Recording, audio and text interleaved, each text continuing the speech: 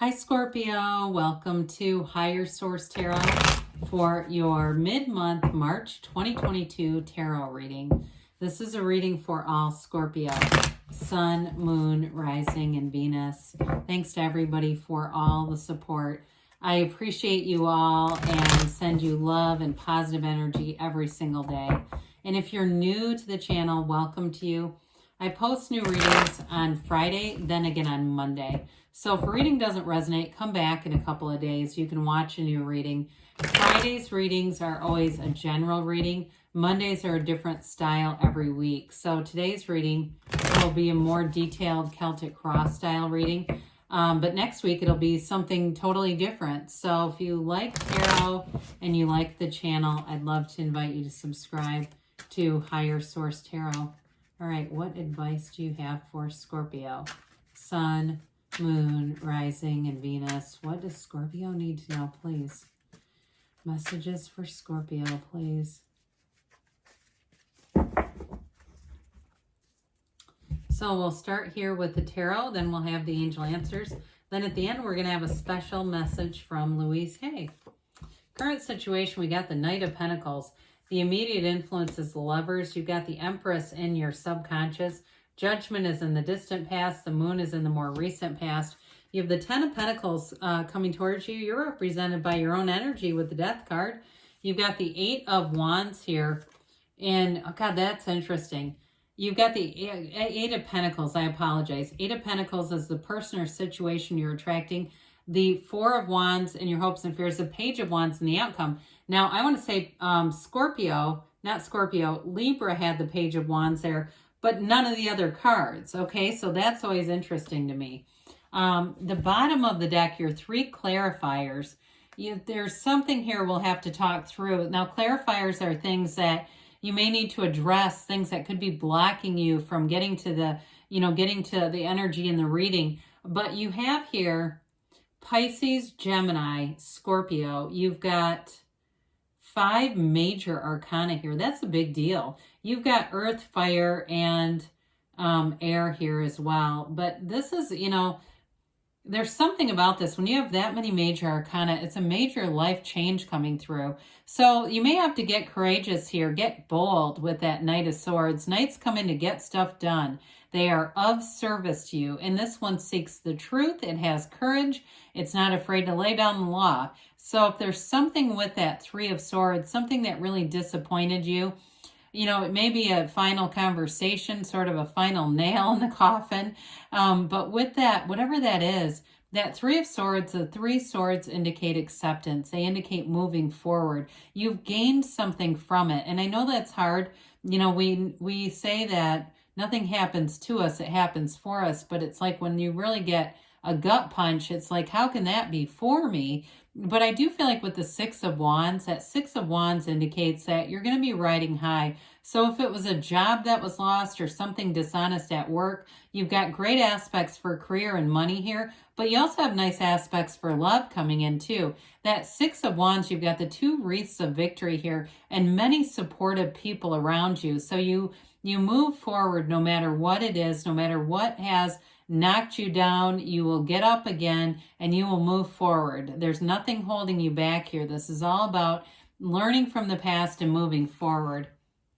So we've got this beautiful Archangel Gabriel here, Raphael. How about that? You've got Gabriel in Judgment. This is the archangel that brings in love into your life. And so you are love. It's everything that runs through you. You're that power, the energy that creates worlds. And so with the card of the Lovers, the Lovers in some decks, and when it was first, tarot was first becoming, something where there were a lot of artists making decks, it used to be called the Choice. And so this represents a choice, but it's all about using your conscious mind, which is Adam, on the subconscious, which is Eve, and it all connects back to the divine, that beautiful archangel. So you're very focused on that energy of source, bringing something in. You also have a sun in the card, and there aren't too many suns in the cards. You have one in the moon too, and in the death card. There's something important about that. It's like standing in the sunlight of the spirit. You have a relationship here that will change your life. It's the kind of love that you've asked for. It's a true, pure love. There's real love, a real partnership here. There's joy and there's bliss throughout the reading. This is also a card of fertility, and you have it with the Empress too. So be aware of that, whatever that means for you. But with the Lovers, it's a beautiful energy. So it's attracting all the right things, the right relationships inside and out, the right work situation, the right neighborhood to live in, whatever it is, it's attracting the very best. The Knight of Pentacles comes in. Again, we mentioned knights are here to do service. The Knight of Pentacles gets it right. The Knight of Pentacles, you will not make a mistake with this one. It's very methodical, but it does move forward. It's just about really taking a look at the landscape, looking into the future, and making the right decisions. The Knight of Pentacles brings in long-term stability with money and with relationships. So when that Knight shows up, it's going to help you make the right choices so that you'll be in something long-term if that's for you. Now, I do want to show this off a minute. You've got, the Lovers, the Empress here, like I mentioned, and you also have the Death card, which is transformative energy. There's something really special here. There's a new beginning here. It's going to lead you into a beautiful new life. And so we want to embrace this energy, allow the transformation to happen. So with the Empress here, she is the creator of the material, all right? She's the multiplier of forms and ideas. And so in your subconscious, you have an endless supply of creative things that you can go out and do. You may be somebody who has very vivid dreams, because the Lovers is also about dream interpretations. Pay attention to those, and it might be time to start writing them down if you don't already. But with the Empress, she's ruled by Venus, ruled by love. I mentioned she's the mother of the tarot. So somebody here is calling forward, whether it's a baby in your own life or something to do with kids, you're moving that forward into your 3D reality with this card. She lives in luxury, though. The Empress wants for nothing. She feels very well taken care of and pampered, and she attracts all the right people. So it really is a nice energy to have in that placement, because you'll be attracting people who love, who support. She loves to indulge, though, so be aware of that too, because in this energy, you can start to attract decadent foods and wine, and it can overdo it. And the next thing you know, she wears this gigantic gown, but in real time, it can be that extra 10, 15 pounds. And we go, oh shit, what just happened? Well, we get swept up in this energy, even though it is beautiful. And that's how we get swept up. There's a vibrance to it. Well, in the distant past, talk about freedom from bondage. You were released from something here, and they rise up from these coffins, okay? It's like being liberated, being released from something that was very restrictive. So the Archangel Gabriel blows that horn of ascension. And so this is also a card of creativity, of expression, of development, and it's synergy. It's self-mastery, really. And when you know yourself, you know the universe. And so with this, you're in this place of celebration. You might have had some heartache, but at some point it's going to be celebratory, I'll tell you that.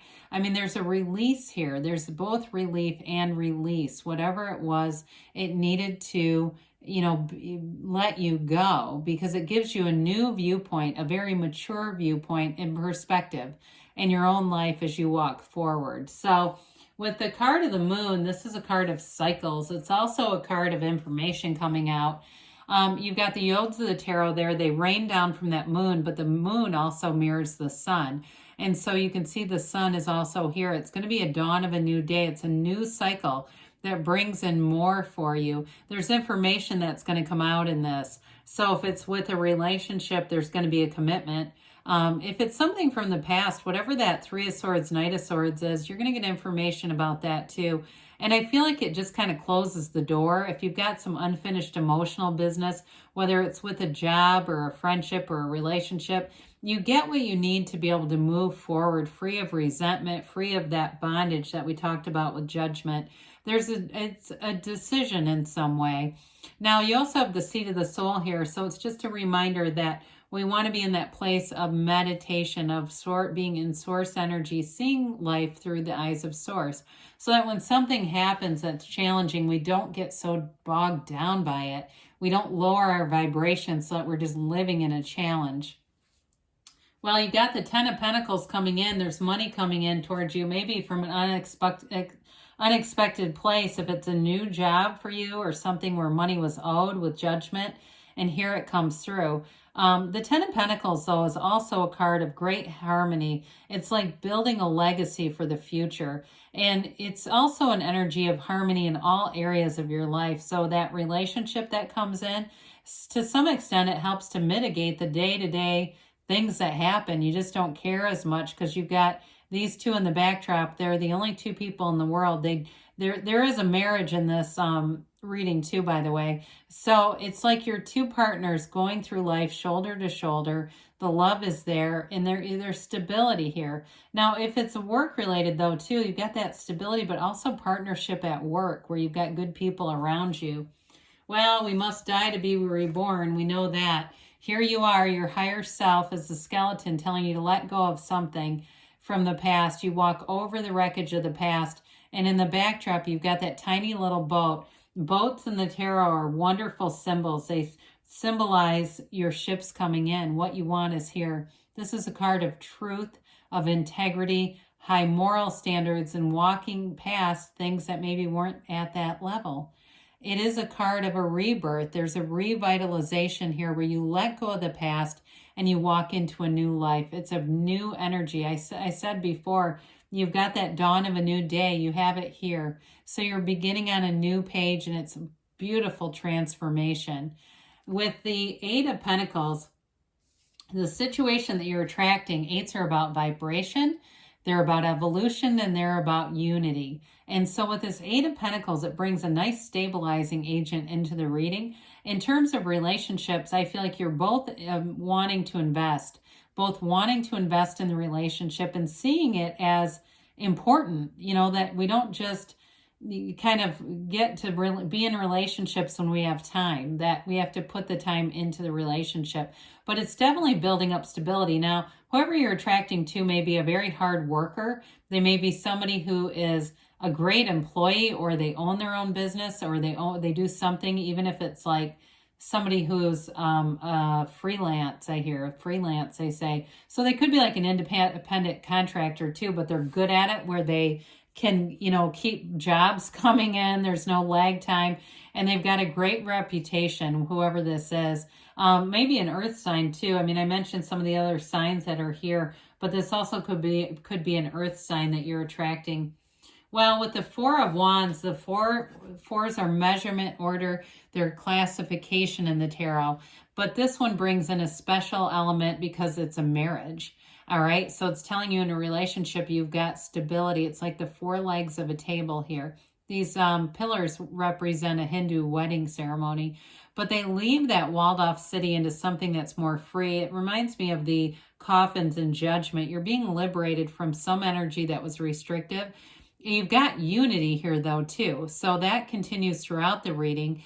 And it's cause for celebration. There's growth here. It's a law of attraction card, too. So in a career, it may be not the last job that you have, but you're getting all the right tools. It's like a stepping stone that's going to be a real launch pad into something more in your life, Scorpio. Well, this Page of Wands, pages are messengers.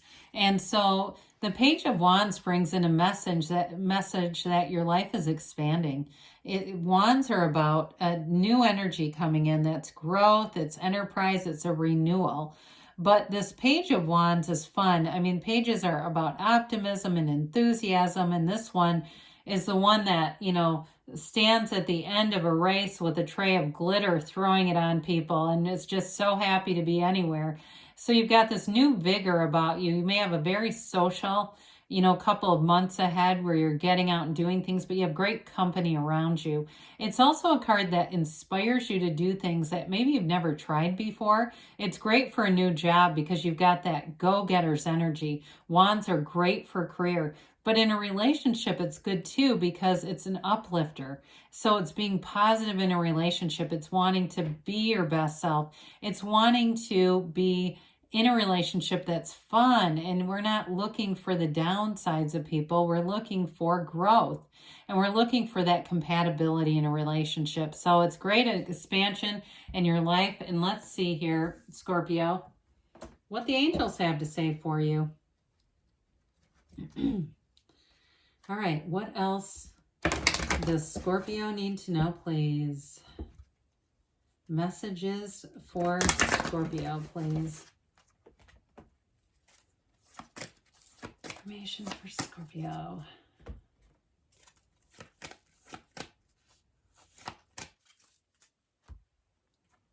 Well, you got success. Now, this one always reminds me of the Chariot.